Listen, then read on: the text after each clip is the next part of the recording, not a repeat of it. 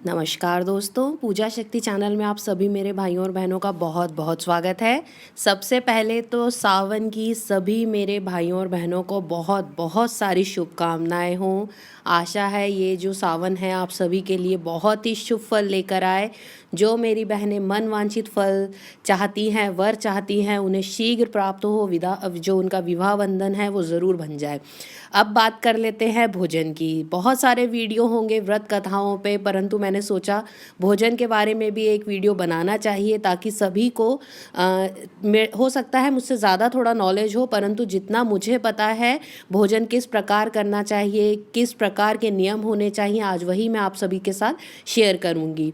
पुराणों और शास्त्रों के अनुसार सोमवार के व्रत 3 तरह के होते हैं: सावन सोमवार, 16 सोमवार और सोम प्रशोद। सोमवार व्रत की विधि सभी व्रतों के समान होती है। इस व्रत को श्रावण माह में प्रारंभ करना बहुत ही शुभ माना जाता है।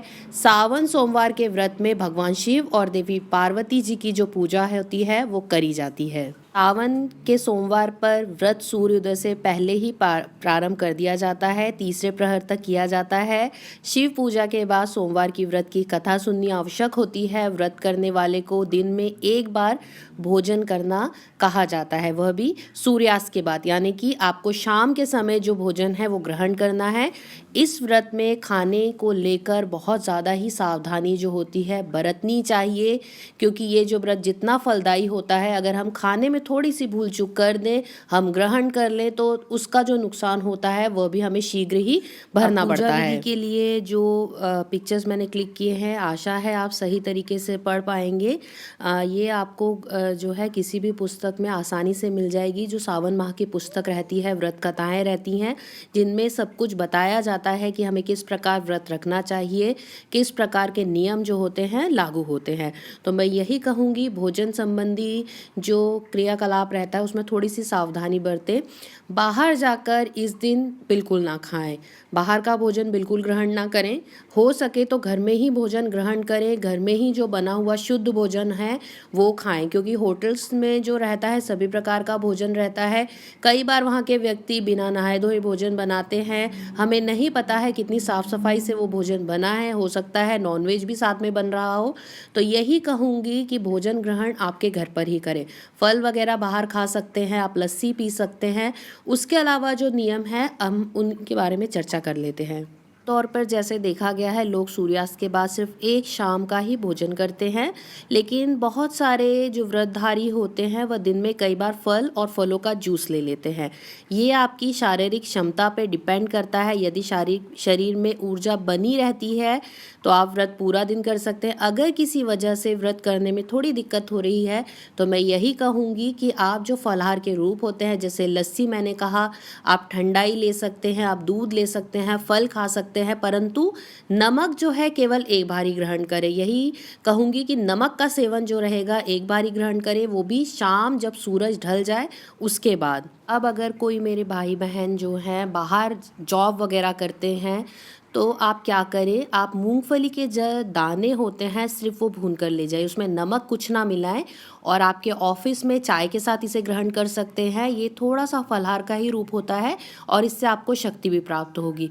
एक नारियल पानी मैं अवश्य कहूँगी सभी से पीने के लिए, क्योंकि नारियल पानी जो रहता है 8 ग्लास पानी के बराबर होता है। तो अगर गर्मी हो रही है आपके क्षेत्र में, आपका मन विचलित हो रहा है, तो नारियल पानी पीना आप सभी के लिए बहुत शुभ रहेगा। आप चाहें तो मूंगफली, मखाने आदि ले सकते हैं। इसके अलावा दिन भर में 7 से 8 ग्लास पानी ज़रूर पिएं। स्वास्थ्यवर्धक सिंगाड़ा, चटपटा फलाहारी उपमा, साबूदाने की शाही खीर या फिर चटपटी भुजिया सेव का भी सेवन जो है व्रत के दौरान आप कर सकते हैं। परंतु जैसे मैंने पहले कहा कि नमक जो रहेगा, आप नमक सिर्फ एक बार ग्रहण करें।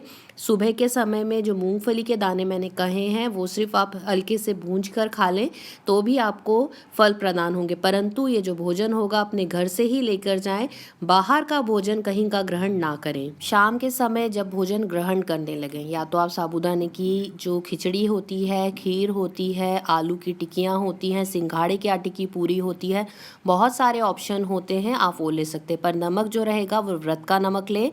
उसके अलावा मैं ये कहूँगी कि जब भी जो भी आप भोजन बनाएं वो शुद्धता के साथ बनाएं।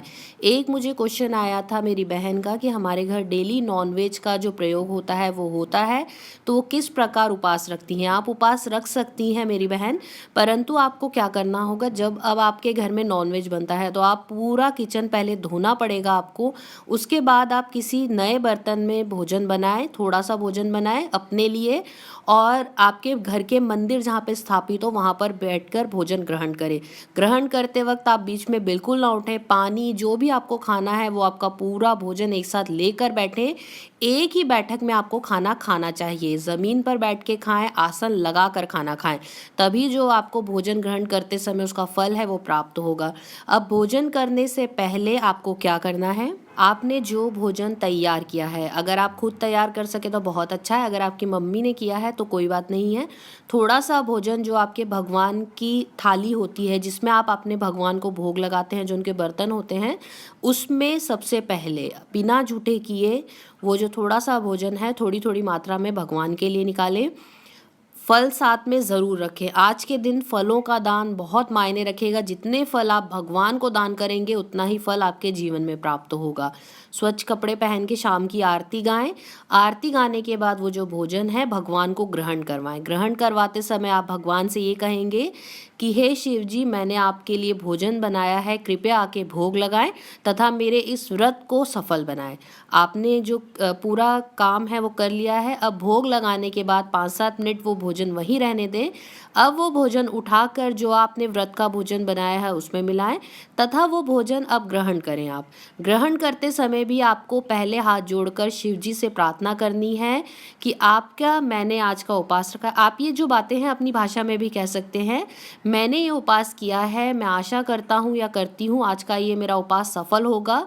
मुझसे उपवास में अगर कोई भूल चूक होती है तो कृपया मुझे क्षमा करें तथा मेरे व्रत को सही करने के लिए मुझे बुद्धि प्रदान करें। अब मैं भोजन ग्रहण कर रहा हूँ। उसके बाद जो भी आपका भोजन है आप ग्रहण करें। यही कहूँगी, भोजन ग्रहण करते समय अपनी ज़मीन से ना उठे, आसन बिठा के ज़मीन पे बैठ के भोजन करें, परंतु जब खाना आपका पूर्ण हो जाए उसके बाद ही वहाँ से उठे, उससे पहले वहाँ से ना उठें।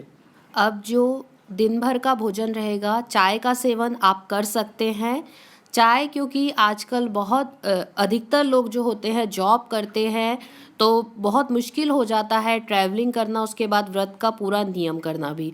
तो चाय का सेवन आप कर सकते हैं जितना चाहे। पहले तो मैं यही कहूँगी, आप अगर नारियल पानी ले लेंगे तो आपको शायद इतनी ज़रूरत नहीं लगेगी, परंतु अगर आपको वीकनेस लगती है या अगर आप जॉब कर रहे हैं, बहुत थकान होती है, तो आप चाय का कप ले सकते हैं।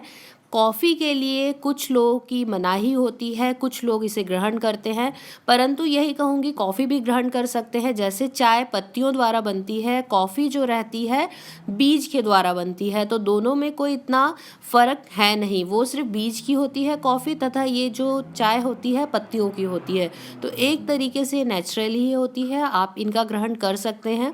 नींबू पानी दिन भर में जितना चाहे ले सकते हैं। नींबू पानी पीजिए, लस्सी का सेवन कीजिए, ठंडाई का सेवन कीजिए।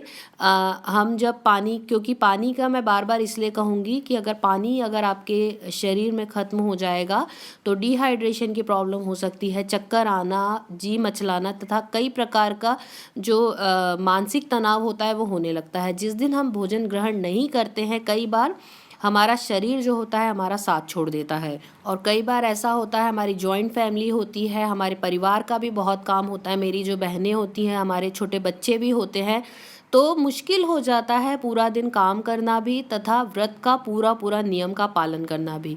तो नारियल पानी पी लीजिए आप सभी। उसके बाद चाय का सेवन आप कर सकते हैं, 1 गिलास लस्सी पी लीजिए, फलों का सेवन आप कर सकते हैं। परंतु ये जो नियम है, मैं यही कहूँगी, अगर आपको बहुत ज़्यादा आवश्यकता हो, शरीर साथ नहीं दे रहा हो, तभी इन सब चीज़ों का जो सेवन है आप करें। अन्यथा अगर पूरा दिन निराहार रहते हैं तो वो उपवास भी आपको बहुत ही फलदायी रहेंगे।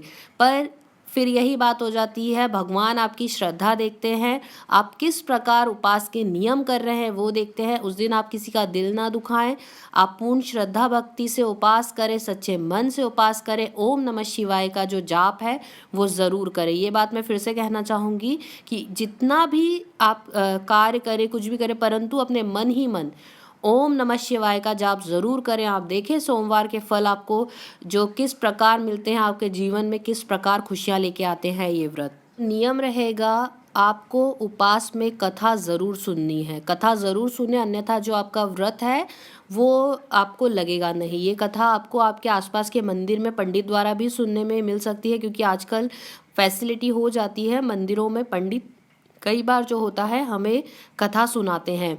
अगर नहीं हो तो आप एक पुस्तक ज़रूर बाय कर लें। अगर पुस्तक ना भी हो तो आप नेट पर सर्च कर सकते हैं, आपको इजीली कथा मिल जाएगी। कथा ज़रूर सुने, शाम की आरती ज़रूर गाएं। शाम के समय की जो आरती होती है बहुत मायने रखती है हर व्रत के अंदर। तो शाम की आरती ज़रूर गाएं। आरती करने के बाद पूरे घर में आरती ज़रूर घुमाएं, आशीर्वाद ज़रूर लें। अब भाइयों और बहनों, ये तो हो गई भोजन की बातें। अब बात कर लेते हैं सवाल और जवाब की। तो मेरी बहन प्रिया ने पूछा था कि विवाह के योग कब बन रहे हैं। तो विवाह के योग जो उनके हैं, ये इनका क्वेश्चन दिल्ली से आया था और उन्होंने कहा था कि सिर्फ मेरा नाम ले दीजिएगा तो मैं समझ जाऊंगी कि मेरा नाम है, कृपया मेरी डेट ऑफ बर्थ का जो बातें हैं वो ना बताएं। तो आप मेरे ख्याल से समझ गई होंगी, ये सवाल का जवाब आपके लिए ही है। आपका विवाह 2018 के नवंबर के बाद के बहुत अच्छे योग बन रहे हैं। आशा है उस समय पे आपको आपका मनपसंद जीवन साथी जो है वो मिलेगा। लव मैरिज के योग जो है बहुत कम मिल रहे हैं और मैं यही सलाह दूंगी, लव मैरिज की तरफ अपना रुझान ना दिखाएं, अन्यथा जीवन में जो तकलीफ है वो आएगी ही आएगी। घर वालों की मर्जी से पसंद किया हुआ वो जो वर रहेगा आपके लिए शुभ रहेगा। विदेश यात्रा के योग विवाह के बाद बहुत ज़्यादा बन रहे हैं, तो कृपया उस तरफ ध्यान दें। विदेश की तरफ से अगर आपको कोई भी रिश्ता आता है तो उन्हें रोक के रखें। नवंबर के बाद शीघ्र ही आपको शुभ समाचार ज़रूर प्राप्त होंगे।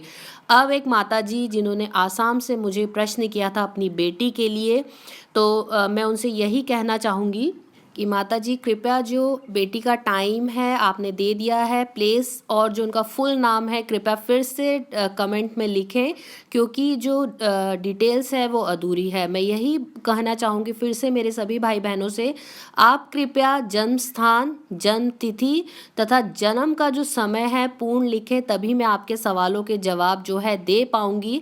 अन्यथा आपके कमेंट जो हैं मुझे मिलने के बाद भी मैं निर्दोष हूँ, मैं उनके जवाब पूर्ण रूप से आपको दे नहीं पाऊंगी। अब अगला सवाल जो है सोनिया जी की तरफ से था। सोनिया जी, इनकी डेट ऑफ बर्थ 13 नवंबर 1968 है। तो सोनिया जी आपका समय बहुत अच्छा आने वाला है, कर्ज से मुक्ति शीघ्र प्राप्त होगी, परंतु यही कहूँगी थोड़ा अगस्त में संभल के चलें, क्योंकि अगस्त का जो माह है आपके लिए थोड़ा सा दुख भरा रहेगा। बाकी की जो डिटेल है आपके कमेंट के नीचे दे दी गई है, तो कृपया आपको उपाय वो मिल गए होंगे तो कमेंट द्वारा बता दीजिए कि आपको उपाय जो हैं प्राप्त हो गए हैं। तो भाइयों और बहनों, आज के लिए इतना ही। मैं आशा करती हूँ आप सभी को बहुत पसंद आया होगा आज के वीडियो। हम फिर मिलेंगे किसी नए विषय पे चर्चा करते हुए। आप सभी का बहुत बहुत धन्यवाद। धन्यवाद दोस्तों।